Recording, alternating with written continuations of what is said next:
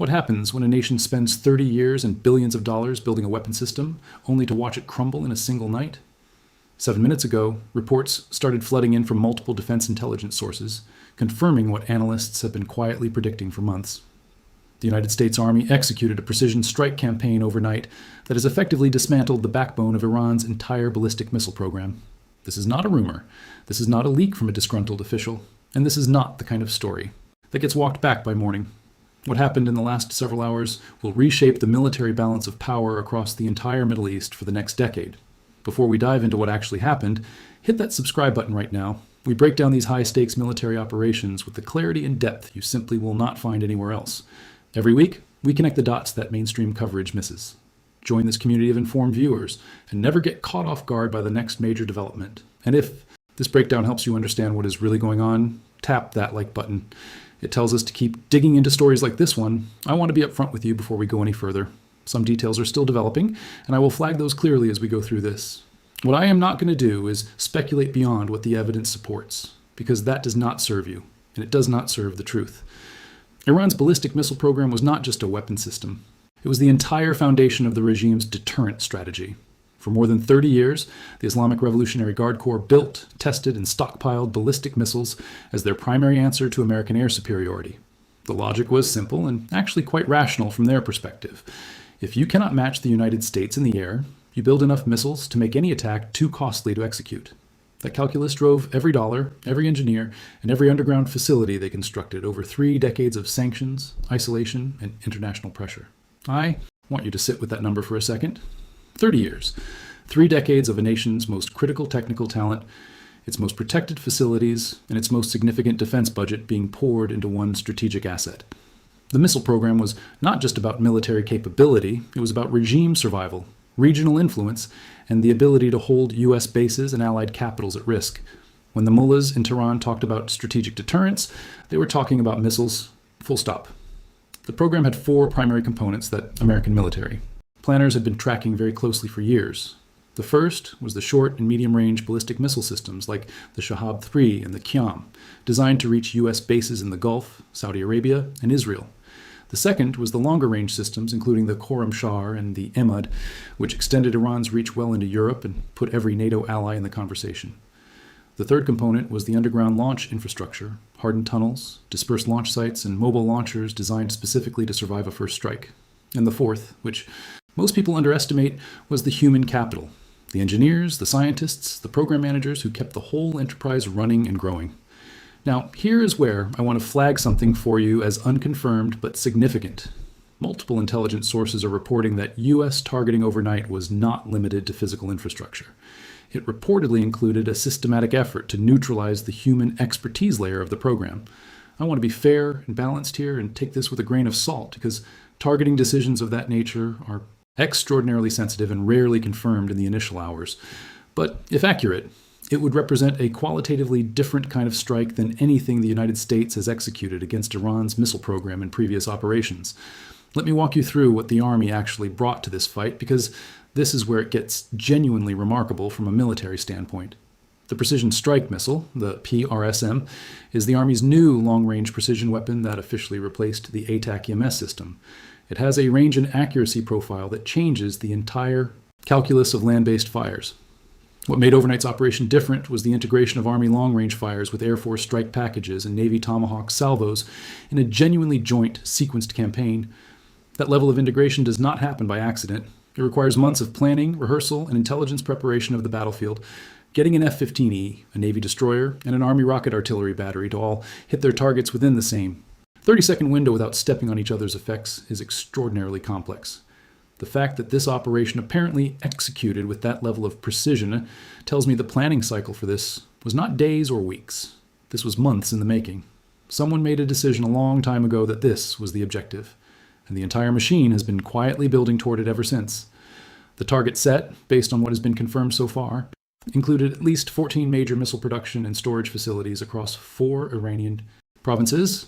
That includes the Shahrud Missile Test Site, which is one of Iran's most critical ballistic missile development facilities and has been the launch point for several of their most advanced tests. It includes underground storage complexes in the Zagros Mountains that Iran spent years and enormous resources hardening specifically against aerial attack. And it reportedly includes mobile launcher parks that the IRGC has been dispersing across multiple provinces precisely to complicate any targeting solution.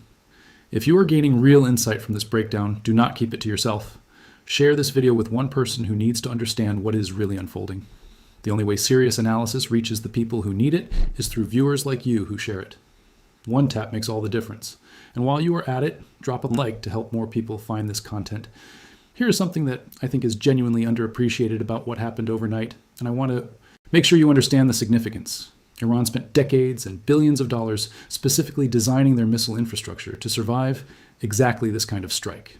They went underground. They dispersed. They hardened.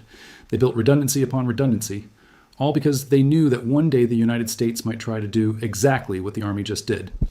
The fact that a single overnight operation appears to have penetrated that layered survivability architecture is a statement about how much American precision strike capability has evolved. I want to flag something else that is currently unconfirmed, but that I am watching very closely. There are early reports suggesting that the GBU-57 Massive Ordnance Penetrator, the 30,000-pound bunker buster that only the B-2 can carry, was used against at least 2 of the deeply buried facilities. If that is confirmed, it means B-2 Spirit stealth bombers were part of this strike package, which would significantly expand the scope of what we are looking at. I'm not going to state that as fact because it has not been officially confirmed, but I wanted to put it on your radar because, if true, it is a very significant detail. Iran's integrated air defense system, their version of what we call an IADS, is one of the most sophisticated in the region. Built around Russian S-300 systems, supplemented by domestically produced radar and missile components, any aircraft penetrating Iranian airspace for a strike mission is operating in a genuinely dangerous environment where the threat from surface-to-air missiles is very real and very capable. The fact that this operation appears to have executed without significant reported losses is either a testament to extraordinary mission planning, electronic warfare suppression, or the use of standoff weapons that kept platforms outside the threat envelope. Probably some combination of all three. When you build a strike package, the threat environment is always the thing you spend the most time thinking about and planning around. You build your route to minimize your exposure. You coordinate your electronic warfare support to blind their radar at exactly the right moment. And you sequence your weapons to arrive at the target in a way that degrades their ability to respond to follow-on aircraft. What I am describing is called suppression of enemy air defenses, CAD, and it is one of the most complex and dangerous missions in military aviation. Whoever planned this operation built a seed plan sophisticated enough to get the strike package in and out of one of the most heavily defended airspaces on the planet. Now, I want to talk about the strategic implications, because this is where the real story lives, and I do not want to shortchange you on this. Iran's missile program was the regime's primary tool of coercive leverage across the entire region. It was how they threatened Saudi Arabia, Israel, the Gulf states, and U.S. bases simultaneously. Without that capability, or with it severely degraded, the entire architecture of Iranian deterrence collapses in ways that will ripple through every relationship and every calculation in the Middle East. The Houthis in Yemen, Hezbollah in Lebanon, and the various Iraqi militia groups that Iran funds and arms all drew their confidence partly from the knowledge that Iran held a missile umbrella over the entire region. That umbrella just got torn apart overnight. And every one of those proxy groups woke up this morning in a fundamentally different strategic environment. The calculus that said we can push the Americans because Tehran has our back with missiles is now broken in a way that will take years to repair, even if Iran starts rebuilding immediately. I want to be honest about something here. I'm not saying the threat is gone. I'm not saying Iran cannot reconstitute. And I'm not saying the region is now safe. What I am saying is that the strategic balance shifted in a single night in a way that would have seemed impossible to most analysts just 72 hours ago. You have made it this far, which tells me you actually care about understanding the full picture. That is exactly why we create these breakdowns. Hit that like button right now to support this kind of detailed analysis, and subscribe so you never miss an update. Every week we break down a new critical development. Be part of this community.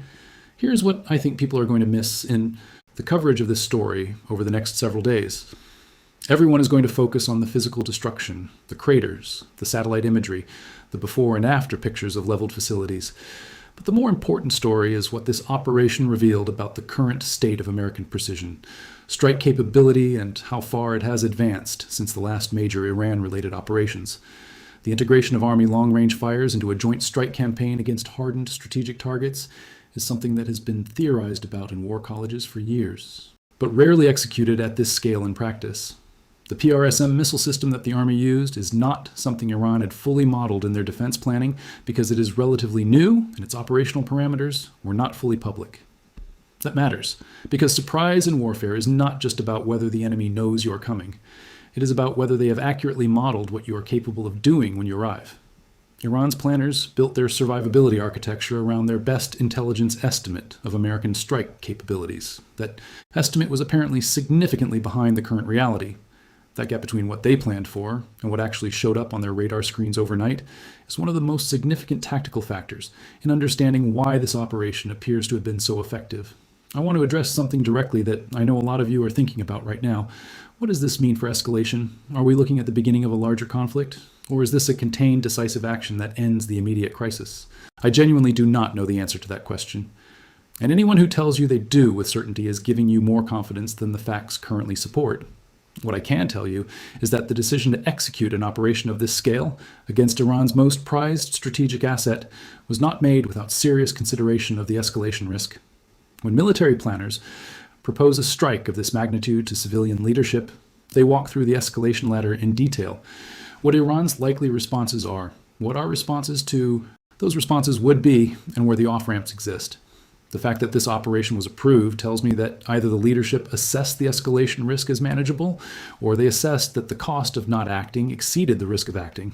Neither of those conclusions gets reached casually, and neither gets reached without intelligence backing that most of us will never have access to.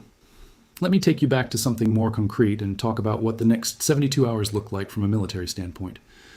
The first thing the Army and the Joint Force will be doing right now is battle damage assessment, essentially going through every piece of imagery, signals intelligence, and human reporting available to determine how effective the strikes actually were. BDA is harder than it sounds because hardened underground facilities are genuinely difficult to assess from above, and Iran will actively try to conceal the true extent of the damage. It will take days to weeks to get a confident picture of exactly how much of the program was actually destroyed versus damaged versus survived intact. The second thing happening right now is force protection. Every American base and installation in the region is going to the highest alert posture because the window right after a major strike is exactly when a desperate adversary might attempt a retaliatory action. I want to be clear about something. Our service members in Bahrain, in Qatar, in Kuwait, in the UAE, and across the region are at elevated risk right now, and they know it. These are professionals doing an extraordinarily difficult job in a very dangerous environment. And the best thing we can do for them is understand the situation clearly rather than through a political lens. The third immediate priority is alliance management. Every partner in the region, from Israel to Saudi Arabia to the UAE, is going to want to understand what just happened, what it means for the threat they face, and what the United States expects from them in the aftermath. Those are not simple conversations, and they are happening at the highest levels of government simultaneously right now. Alliance cohesion in the hours and days after a major strike operation is almost as important as the strike itself, because a fractured coalition is an invitation for an adversary to probe for weaknesses. The diplomatic piece of what is happening right now is every bit as important as the military piece, even though it will get less airtime. I also want to flag something about Iran's likely response options that I think deserves more attention than it is getting in early coverage. Iran's conventional military response options are now genuinely more limited than they were yesterday, which is precisely the point of the operation. But Iran has never been a conventional military actor. Their doctrine has always relied on proxies, asymmetric tactics, and the ability to impose costs in unexpected ways. Hezbollah retains a significant rocket and missile arsenal that was not part of last night's targeting. The Houthis still have drone and missile capability in Yemen, and Iran's cyber operations are among the most sophisticated of any non-major power state actor in the world. Here's the thing about asymmetric response that I want to make sure lands clearly. When you remove a nation's primary conventional deterrent capability, you do not make them harmless. You change the form that the threat takes. A cornered adversary without good conventional options does not simply stand down. They look for the pressure points that cost them the least to exploit and cost you the most to defend against. That asymmetric threat picture is going to be the dominant security concern for American planners for the foreseeable future, and it deserves serious attention even as we process the scale of what happened overnight. Let me spend a moment on the technology story here because I genuinely find it remarkable from a professional standpoint. The precision with which this strike was apparently executed, hitting hardened underground facilities across 4 provinces simultaneously with minimal collateral damage reported, reflects a revolution in targeting capability that has been quietly developing for years. Today's systems are achieving accuracy measured in centimeters, and the intelligence that feeds those targeting solutions is orders of magnitude, richer than anything we had even 15 years ago. The combination of persistent overhead surveillance, signals intelligence, human intelligence, and AI-assisted target development has fundamentally changed what is possible in a single night's work. I also want to acknowledge something that I think is genuinely important and that does not get said enough in these conversations. The development and execution of a strike package of this complexity requires thousands of people doing their jobs with extraordinary professionalism over months and years. Intelligence analysts, targeting officers, logistics specialists, maintenance crews, electronic warfare officers, and the aircrew themselves all have to perform at an elite level simultaneously for an operation like this to succeed. The outcome you see reported this morning is the product of an enormous institutional investment in human talent and technical capability that represents the best of what American military power can do. Now, let me give you my honest bottom line assessment. What happened overnight was a genuinely significant military operation that has meaningfully degraded Iran's primary strategic deterrent capability. I want to be careful not to overstate it. Degraded does not mean destroyed. And Iran is a resilient adversary with the resources and the motivation to begin rebuilding. But the scale of what was accomplished in a single night against hardened targets that Iran specifically designed to survive American strikes is a strategic inflection point. The regime in Tehran woke up this morning in a fundamentally different position than it went to sleep in last night. The missile force that was the foundation of their regional influence, their deterrence posture, and their threat to American interests and allies has been severely compromised in a single operation. That is not something that gets rebuilt quickly, and the psychological and political effects inside Iran on the regime's credibility with its own military establishment may be as significant as the physical destruction. Regimes that base their legitimacy partly on military strength have to answer hard questions when that strength is publicly and dramatically exposed as insufficient. Here is my final honest take, and I want to make sure I leave you with this clearly. I do not know yet whether this operation will prove to be the decisive action that fundamentally changes Iran's behavior, or whether it will be one chapter in a longer and more complicated story. History is full of examples of military operations that looked decisive in the first 72 hours and turned out to be the beginning of something much more complex. What I do know is that the men and women who planned and executed this operation performed with remarkable professionalism, and that the outcome, based on what we know right now, represents a genuine and significant achievement. There is one more layer to this story that I have not fully addressed yet, and it is the one that I think matters most for American strategic interests going forward. Iran's missile program was not just a bilateral threat between Tehran and Washington. It was the central node in a regional network of deterrence and intimidation that affected every state in the Middle East. Saudi Arabia, the UAE, Bahrain, Kuwait, and Qatar all made defense and foreign policy decisions with one eye permanently on Iran's missile inventory.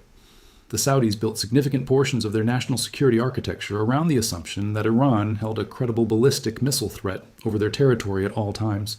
That threat shaped everything from where they positioned their Patriot batteries to how aggressively they were willing to push back against Iranian proxy behavior in Yemen and Iraq. When you remove that missile overhang, even partially, even temporarily, you change the strategic confidence of every one of those Gulf states in ways that will cascade through regional politics for years. The Gulf monarchies that have been quietly watching the situation develop are going to have to recalculate their own risk tolerance and their own relationship with both the United States and Iran. That recalibration is going to produce political effects that are difficult to predict, but genuinely significant in ways that go far beyond the immediate military outcome.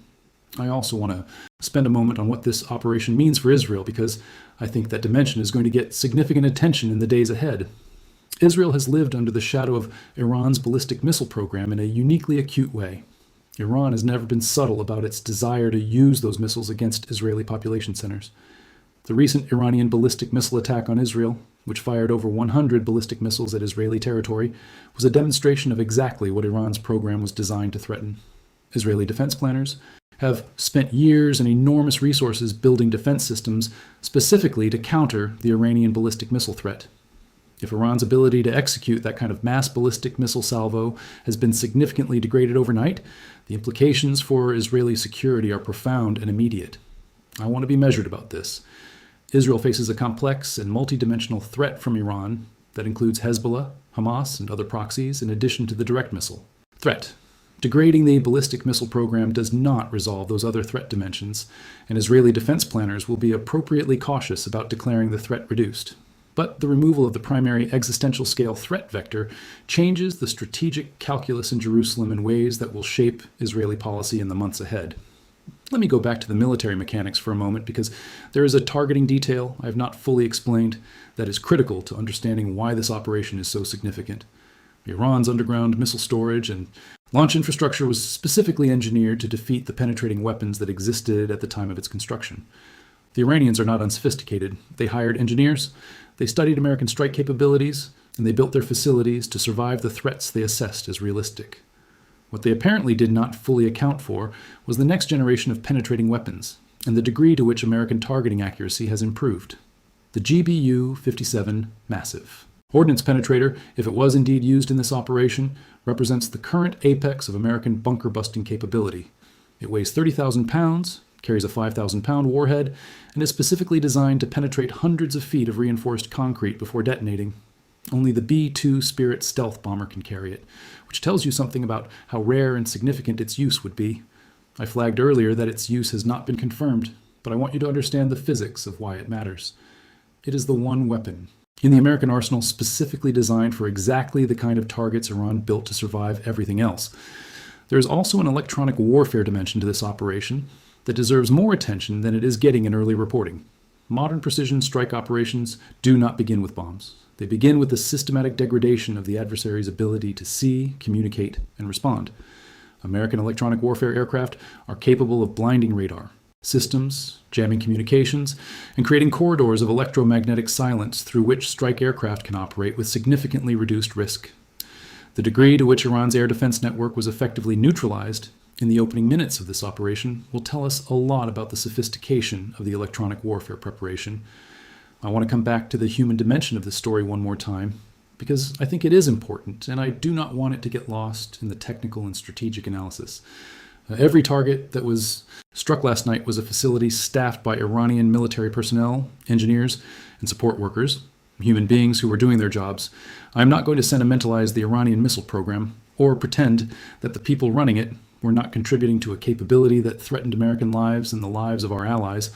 But I also think it is important to acknowledge the human cost of military operations and not reduce it purely to a strategic calculus, because that is how you lose perspective on what war actually is. At the same time, I want to be equally clear about the human cost of not acting. Iran's missile program has been used to attack American bases, to threaten allied populations, and to provide the strategic cover under which Iran's proxies have killed American service members. Every calculation about the cost of military action has to be weighed against a clear-eyed assessment of the cost of continued inaction. One thing I want to address that I know is going to come up in the comments is the question of legality and authorization under international law. I am not going to pretend to adjudicate complex questions of international humanitarian law from this chair. What I will say is that the targeting of military infrastructure, missile production facilities, launch sites, and storage complexes rather than civilian targets is consistent with the laws of armed conflict as I understand them. The legal and political questions around authorization, necessity, and proportionality are legitimate and important, and they deserve serious engagement in the appropriate forums. Let me give you one final piece of context before I wrap up, and it is about the long arc of this confrontation. The United States and Iran have been in a state of strategic competition, sometimes cold, sometimes hot, for over 4 decades since the 1979 revolution. In that time, we have had moments of extreme tension, moments of cautious de-escalation, and occasional violent exchanges that stopped short of outright war.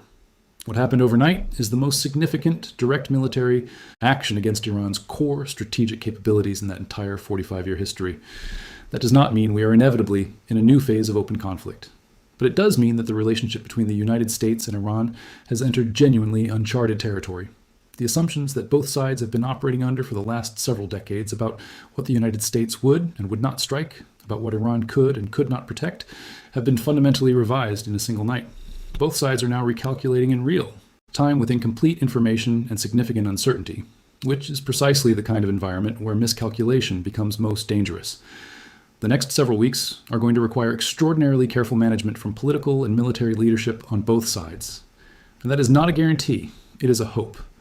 The bottom line is this: The U.S. Army and the Joint Force executed one of the most ambitious and consequential precision strike operations in recent American military history overnight. Iran's ballistic missile program, the foundation of its regional deterrence strategy and its primary tool of strategic coercion, has been significantly degraded in a single operation. The full scope of the damage will take days to weeks to properly assess.